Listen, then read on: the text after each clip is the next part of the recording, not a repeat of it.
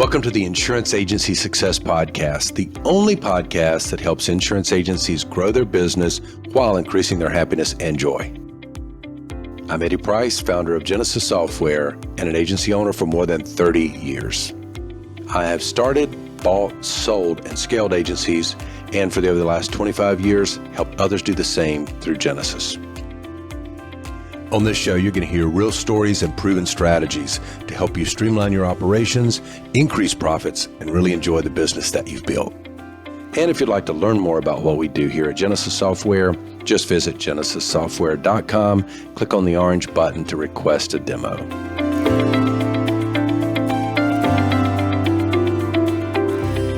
All right, so today I've got a Genesis customer, not actually a long-time Genesis customer. We'll talk about that in a minute. But today I have Alex Hernandez with me from the insurance shop in Tyler, Texas. Two locations. The one that comes to my mind is the one in Tyler, Texas. So, Alex, welcome to my podcast. Hello, Eddie. Nice to be here. Nice to have you. Nice for you to have me. Yeah. Yeah, cool. Let's do this, Alex. I was telling you before the episode that for me, the purpose in having this podcast, it's two or three things that are interesting to me. One, I really enjoy the conversations that I have with people. So even though you and I have worked together, we've been in a few meetings together. It's the first time I've ever seen you. That's kind of fun for me. But it's also the first time I've ever been in an environment where I'm going to say in a second, tell me about Alex. Normally when we've worked together, we're coming in and doing stuff, and so that's enjoyable to me. The other thing that's good, the purpose for me doing this is for us to have a relaxed, authentic, genuine conversation. I've been in the business 35 years in the insurance business, and then 30 years in the software side of the insurance business. But, and you've been in a while, we'll talk about that in a minute. But I just think there's so much that people can learn, like you and I can learn from each other. We're all learning from each other. But then to have this conversation in a way that other people could watch it and maybe learn some things and hear some stories about what we've been through over the years, that's helpful to people. So with that said, take a few minutes. I really want to hear the Alex story. I want to hear how long you've been in the business, because I don't even know that. How long, when you start your agency and that sort of thing, and we'll just go from there. Very. It's only been a couple weeks, so but while I was in school, I worked for Sears when it's still in existence. I was in their training program, and going just. And that was Allstate, right? Or eventually became Allstate or something? Well, Sears owned Allstate. Yes. Okay.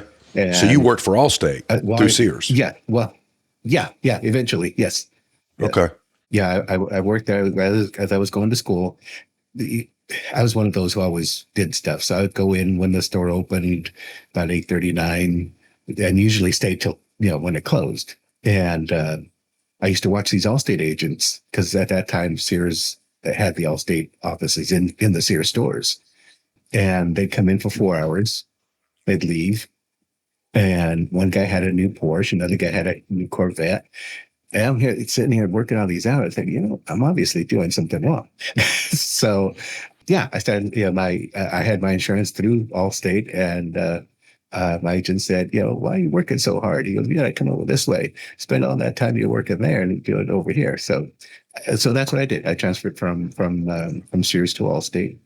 They put us in a little outlet store at that time. So I didn't get the mall stores. Which was actually good, because the mall agents just kind of sat there taking orders for the most part. We actually had to learn how to work, how to find people. But again, spent 7 years with Allstate. I got tired of telling people no, that I can't help them. If they weren't clean and anything like that, then they didn't fit in the Allstate. What Allstate wanted as far as clients. So I did leave Allstate and started like an independent, a small little independent office, just so I could help. Didn't have to turn anybody down, so they could at least have other avenues to that. And this was back in California, and then we were doing okay. We were doing just chugging along. And then Proposition 103 hit in California, which made everybody drop their rates 20%. And I just got faxes. Well, it was back when there were faxes, and everybody saying, don't write no business. Where there was nothing more. And then the economy was just the way it was, and saying, what, it's time to leave California. So we ended up. That was like 35 years ago. So we ended up in Texas, and I started working at a small, at an independent office here until I got to know people and that. And then we went ahead and started off the insurance shop. But that's all total in insurance. It's been about 45 years now. Whoa, you got me beat. So, yeah. So that's where all the gray hairs come from. Yeah. So the insurance shop, the agency you own now, you started that what year or how many years ago or what year? 2010. It's been around since 2010. 15 years. Yeah. Right? Okay. Yeah. And now you have 2 locations. Yeah. Okay. Did you start out with 2 locations or did you add a location later? No, we started off just the one here in Tyler with the original one. I always had the intent of doing others. And that was kind of like how, Henderson came about, to just to expand a little bit. We had the clients in certain areas, and well, let's be a little closer to the, some of those are at, maybe build that area up a little bit more. Okay. When did you open the second one? About 7 years ago. Was that hard, opening the second one? Was it easier or harder to open the second one than the first one? Harder to open the second one. I think Tyler, since we'd already lived here, kind of established a little more. People knew me, and it was easy, to get this one going. In Henderson, I didn't know anybody, and we did have to try and do more marketing and other things out there for it to kind of build up a little. It took actually, I think it was about a month before we actually wrote our first policy out there. But it's been, ever since then, people have been referring others and been kind of growing from that. When you decided you were going to open that second location, what was your reason for doing that? My daughter used to play softball, and that's one advantage of insurance. It kind of gives you the flexibility to do things. So I used to help coach her, and in Henderson they had these, we used to do the tournaments, and then they had some softball fields, and there were a lot of tournaments in Henderson. And I would like Henderson, a nice little small town. And, at one time, it would be a bad idea to have a location here. And a lot of the smaller agencies were getting gobbled up by some of the bigger agencies that were there. So I said, well, it might be a time to get us in here, since there's, not that many choices left over there. When you were doing it, did you have expectations in terms of growth and profitability and kind of what that would look like going forward? And if you did, has that worked out pretty well? I mean, I'm just sitting here thinking, and by the way, I worked for Farm Bureau in North Carolina right out of college for about 2 years. And then I started my own agency from scratch in 91. You started both of your agencies from scratch, right? Yes. Yeah. Okay. I started my first agency in 91, and then I sort of started one or two more. Won't get into this, what I mean by sort of, and then I bought 3 or 4 over the next 7 or 8 years or something. So I had 4 locations at one time, and my experience is that if I had to do it over again, I would. I don't regret any of the ones that I bought or started. And every one, knock on wood, turned out to be profitable. But there can be challenges, with having that second or third or fourth location. And some of my challenges were staffing back then, because I remember if I had a location that had 2 people in it and one's on vacation this week, then you've got one person. Does that work or not work? And then if you've got one person this week, then that person has to pick up a kid that's sick at school. So share with me and share with the audience, what's the hardest part about having a second location? That probably is the hardest, is keeping people in there and staffing it. I run to Henderson all the time, but they cover here and there. As a matter of fact, we did just lose somebody over there, and we're in the process of looking for another one. Do you think you'll ever open a third location? Yeah. Well, we did. We just started Longview one. Nice. Okay. So if someone's watching this podcast and they're looking for advice and they're hearing, okay, one thing I'm learning from Alex is he got some experience first in the insurance business working for somebody, and that's probably a good method. That's what I did with Farm Bureau. Yeah. Then they're hearing that Alex started up an agency, ran it for sounds like 7 or 8 years, and then decided to open up a second location and has been growing that for the last 7 years, now opening up a third location from scratch. So your advice would be, based on your experience, if someone is wanting to grow, that multiple locations is a viable option to grow. Yeah, I mean, as far as I think so. As far as a good, I mean, your current agency would be growing, and it should be growing. But I think in order to get a good jump on that would be another location at a different place. I know a lot of people are doing more so going remote now, and a lot of things are just virtual. I'm old fashioned. I still like the face to face. Like being more local to people is probably still the ideal thing. Yeah, the largest, we work with almost 1,000 agencies, and the largest agencies all have brick and mortar. The agencies that we do work with that are completely virtual, maybe they'll get there, but they don't have the volume that the ones that have brick and mortar do. The other thing, you say you're old fashioned and still like face to face and like the locations. Google still rewards us for having brick and mortar too, because when you try to be known through Google, for example, in Tyler, Texas, in your case, if you didn't have a real address, a business address, it's hard to have a Google business profile and get ranked and get people to leave you reviews. Google wants you to have an address. So that gets challenging when you don't have an address. So I think some agencies, by the way, will open up practically fake locations in some cases just to get the address, Yeah, I have noticed that. Yeah. We won't talk much about this, but I know the other day you were making some comments that were flattering, and we were grateful for some of the comments you made. So I think this is the first time I've done this on my podcast.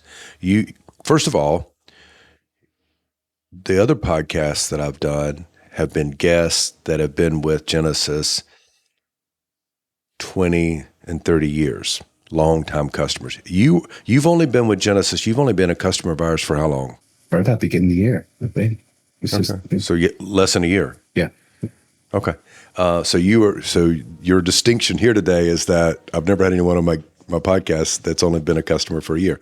And the other difference is I usually don't ask this question, but tell me a little bit about what your experience has been like, and don't flatter. I want you to be real.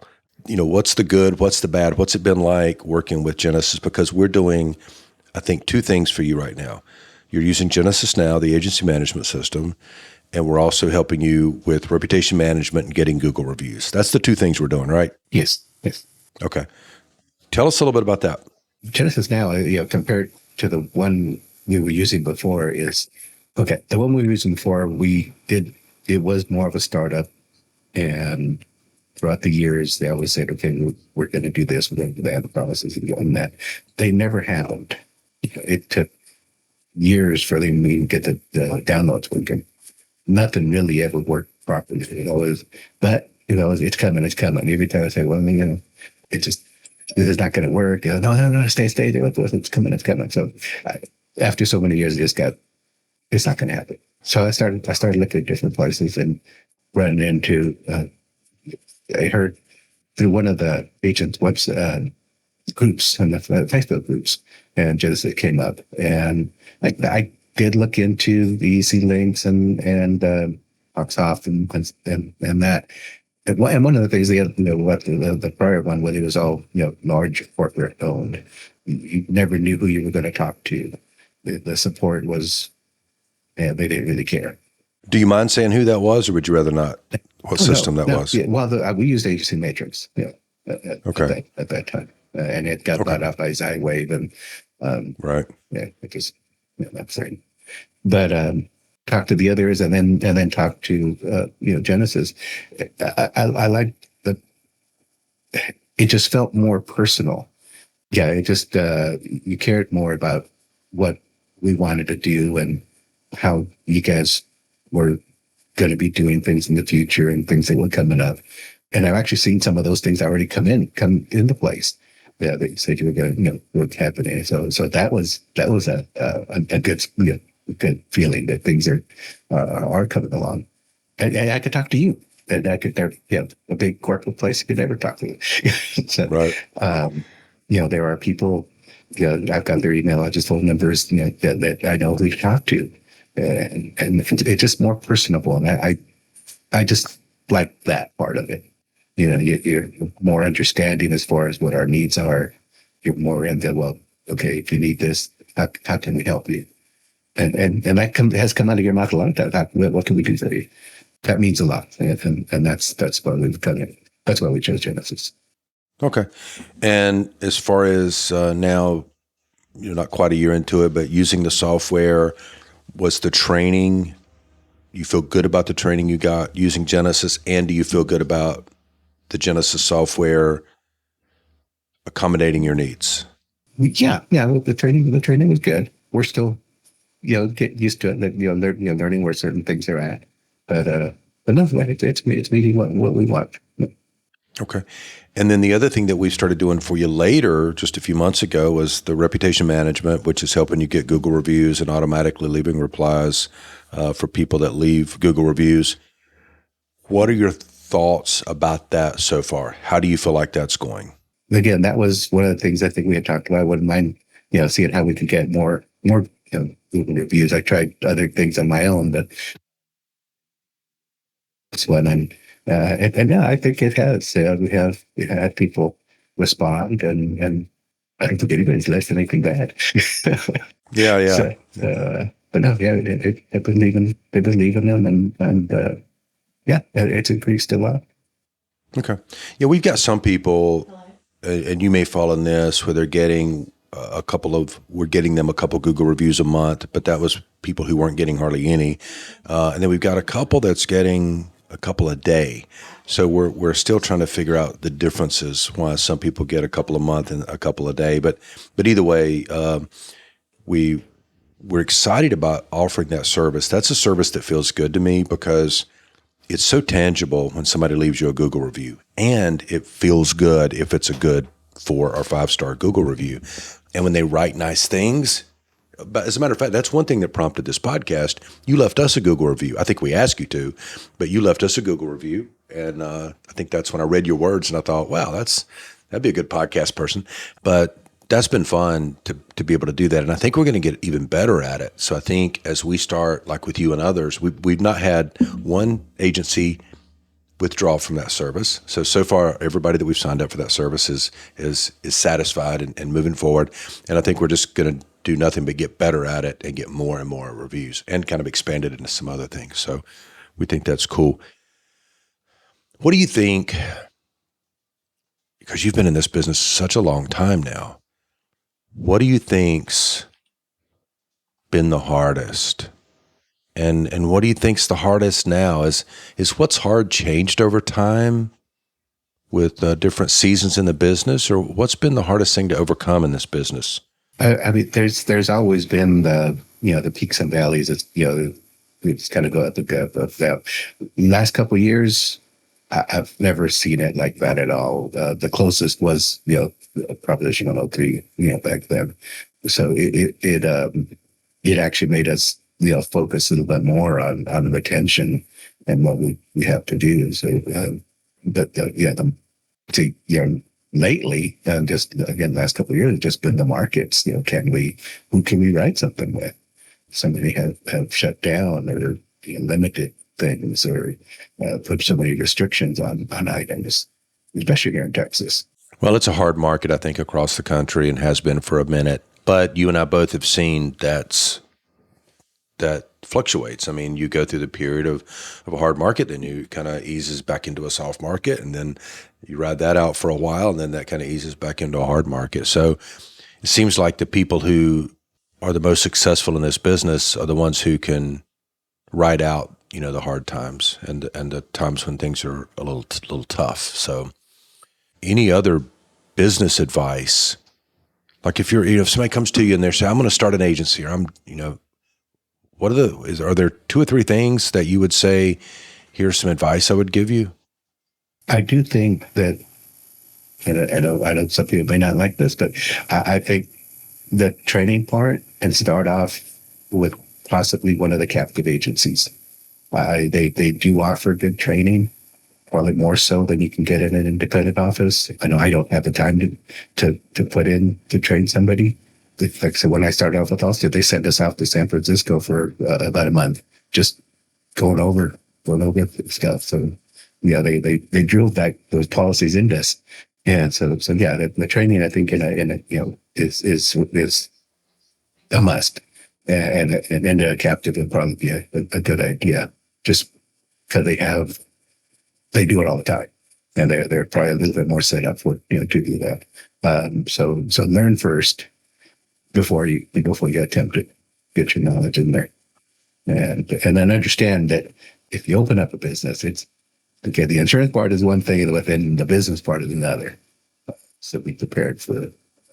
Yeah, because the direct writers that you might work for your little training program, they're only going to train you on the insurance aspect, how to sell and that sort of thing. But they're not going to train you how to hire employees and train employees and treat employees. And the whole business side of it is, I think, what some people, when they do, those that fail, I think they fail because they loved being an agent. They loved helping customers. They were good at understanding coverages and maybe good at selling insurance.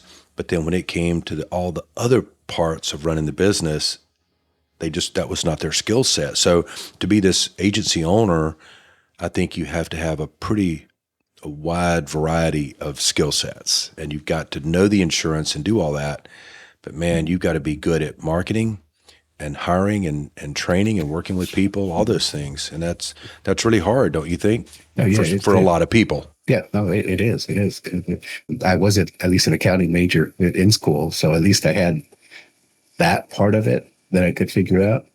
And my wife is in human resources, so she helped me out. Oh, with that that's awesome. That is awesome. What accounting software do you use? Well, actually, just QuickBooks, and then I do have a lady, a CPA, that finishes everything off. But yeah, okay, yeah, QuickBooks is hard to beat, isn't it? Yeah. Just out of curiosity, you have QuickBooks desktop or online? It's online. Okay, yeah, but you used to use desktop, right? Yeah. When did you make that switch? When I stayed up late, at least I could do it from home. Yeah. So, was that hard making the switch from QuickBooks desktop to QuickBooks Online? No, not at all. It's pretty much, but same.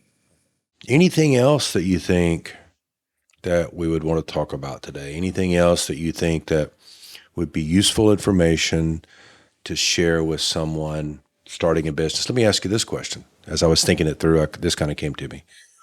So we know that let's say they're going to start their agency, and they've either been working for another agency or a bigger direct writer or something. And so they know they're in the insurance world, and now they're opening, they found them a spot, and they've got a computer, and maybe they just start out with themselves. Did you just start out with you? Yes. Me too. And they start out, where are they going to get their first customers? I do think you need to start off with like sort of a niche. What is it that you're gonna, and then be a little bit more unique as far as your approach to things.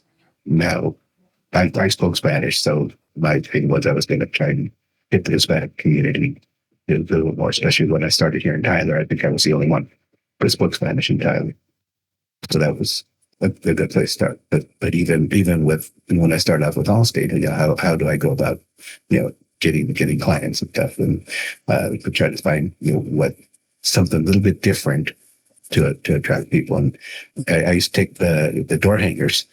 I'd walk my dog. I have an English bulldog, so he kind of attracts people. And so we would take a walk through neighborhoods and put door hangers up, and people would come out, pet the dog, ask me what I'm doing. So yeah, just something to attract attention, really. Yeah. Back in when you first started, did you have Yellow Page ad? Yes, but you had to wait almost a year. Oh yeah, you had to wait till whenever it came out. Right. Yeah, and a lot of agencies, would time their opening of a new location, for example, when the Yellow Page ad come out. And back then, when I first started in the early '90s, you could put the Yellow Page ad out, and the day that it hit the streets, you would start getting phone calls, and that doesn't exist anymore. I mean, even now, a new agency starts up. Every new agency is probably going to get a website. They're either going to get something cheap or something pretty nice, something with good SEO or not good SEO, but they're going to get a website probably. But when your website goes live, your phone doesn't ring. So there's nothing that quite compares to what Yellow Pages did then, now. So it takes, you really have to be prepared to sit tight. If you're going to do marketing like website and SEO and things like that, it's going to take a minute before you get results. So I think compared to when you and I started, because were you the same way when the Yellow Page book came out? Your phone started ringing every day? Yeah, it did. You could almost tell when they got delivered in what neighborhoods. Yeah. And I remember my first ad, and I remember scaring me to death because I was in my early 20s, and it was $111 a month. Every month, and that $111, I don't even know how much that'd be to me today, $2,000 or something. I don't know what it'd be today, but I remember being worried about committing, and I wasn't even sure if I was going to make it in the business. So I thought, I'm going to pay for a year, even if I close my business down. And I was thinking more like if you turn on electricity in a building and then you don't work out, you quit paying the bill. So I remember that worried me that it was $111 a month for a year. And I remember the guy that sold me the ad called it a dollar bill size ad. So it was about the size of a dollar bill. But that worked so well that year. I wrote 25 policies a month back in 1992, mostly auto back then. And then the next year when the Yellow Page guy come around, I was his biggest fan. And so I said, let's double it. So I went from a $100 a month to a $300 a month ad, and it got bigger.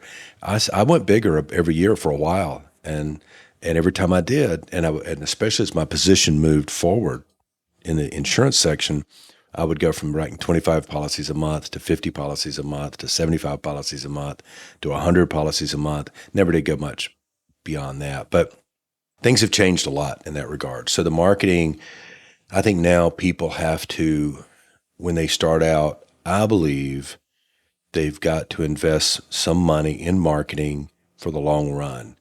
I think if you just sit tight for too long and then don't invest any money in growth, then that's what you're going to get. You're not going to get any growth. We get a return on everything in life that we invest in. So I miss those days because that was awfully easy back then, but everything changes. Yeah. All right. Well, I don't have anything else. If folks are watching this today, Alex, and they say, well, they talked about this one thing and I didn't really understand, Alex, how does he do this? Would it be okay if anyone watches this wanted to reach out and ask you a question? Sure. And what would be the best way for them to do that? Send you an email? Yeah, email's probably the easiest. Okay. All right. What email address would we want to tell them to send that to? It's alex@insuranceshoptx.com. All right. Perfect. So if anybody has any questions, pick Alex's brain, a veteran in the business for 45 years. Then he's extended the invitation to send him some questions. Cool. Well, thank you, Alex, for your time. I appreciate you doing this with me. We appreciate you being a Genesis customer. Love working with you, and I hope you have a great rest of your day. And we've just, like I said, been a short time, but we've enjoyed it. That's good to hear. It's important to us. Very important to us. Thank you, Alex. Okay, thank you. Thanks for listening to the Insurance Agency Success Podcast, where independent insurance agents like you get the tools and insights to grow, streamline, and enjoy your business. If today's episode gave you something valuable, please take action and start making changes in your agency today. And if you're ready to simplify operations and scale, visit genesissoftware.com and click on the orange button to book your demo. I appreciate you being here. Keep building, keep growing, and I'll see you next time.